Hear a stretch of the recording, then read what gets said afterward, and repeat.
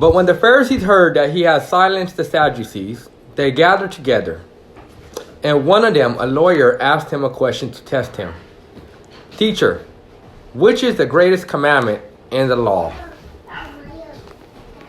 So they come to Jesus, and in order to test them and to try to trap Jesus and the law of the Jewish people, they ask, which is the greatest commandment? There's nothing wrong with this, but the heart motive is wrong.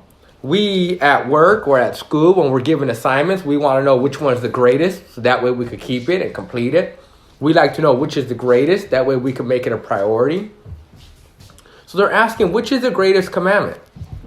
Out of over 600 commandments that God gave in the Old Testament for the people to keep, and the religious leaders claim that they live by it, the Sadducee asked, which one is the greatest?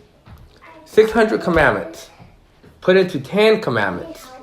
5 representing the love for God, 5 representing the love for Jesus.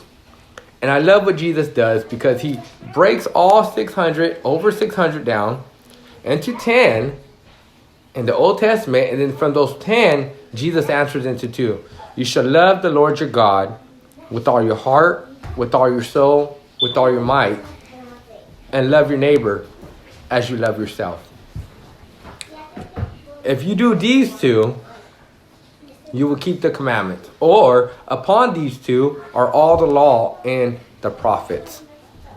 You know, we are not to do away with the commandments of God, as some would say, because Jesus didn't come to abolish the law, but to fulfill it. What Jesus is saying is, to truly keep the commands of God, you must walk in love. Because love is self-sacrifice. Love is putting others higher than yourself. What is the greatest commandment?